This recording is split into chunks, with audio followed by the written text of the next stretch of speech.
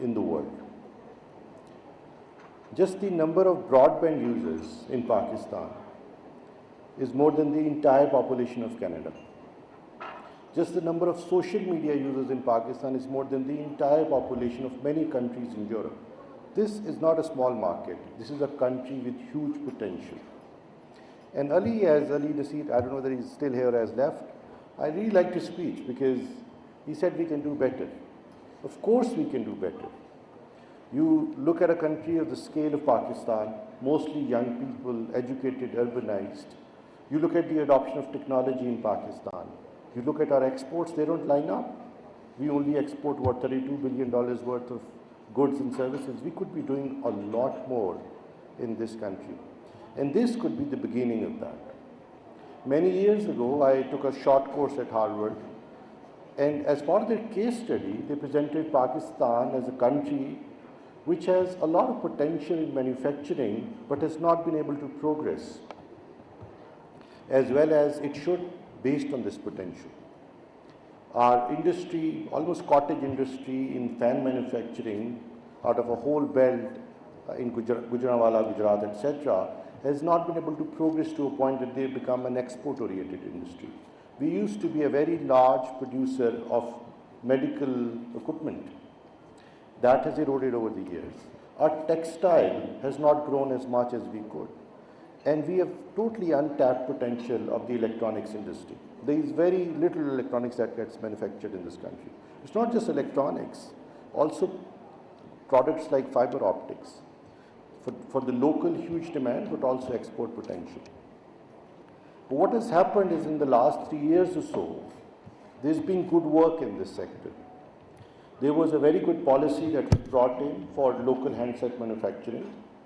And I've actually written down all the things that we've done for them. And there are things that we promised that we couldn't do, but let me at least start out with the things that we've done for them.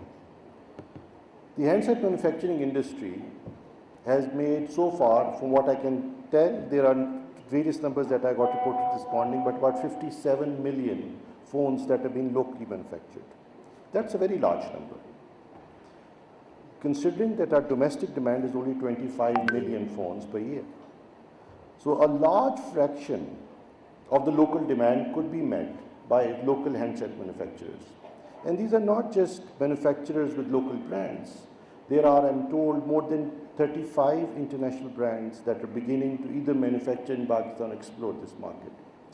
We certainly want to be able to meet our domestic demand through locally assembled handsets.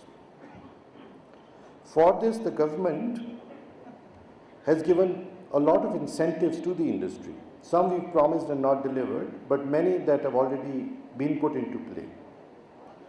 If you're a handset manufacturer in Pakistan, there is a zero regulatory duty for CKDs and SKDs in the country. If you're a handset manufacturer in Pakistan, there's a zero fixed income tax on CKDs and SKDs manufacturing mobile devices of up to $350. If you're in Pakistan, there's a zero fixed sales tax on CKDs and SKDs manufacturing. You're also exempt from the 4% withholding tax on domestic sales.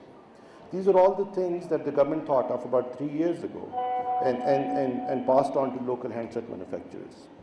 And as one of the speakers said, they are now able to meet a very large fraction of the domestic demand.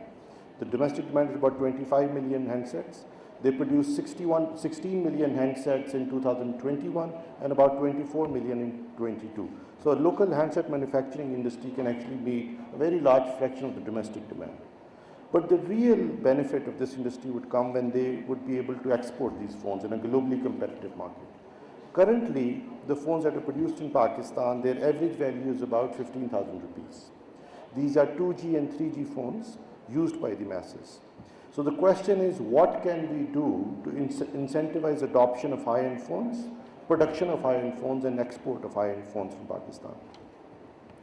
For this, the government promised but didn't deliver on a 3% R&D allowance. I'm happy to report that they've now agreed finally, officially, that a 3% R&D allowance that we long promised to the handset manufacturing industry will be given to them before the end of this fiscal year.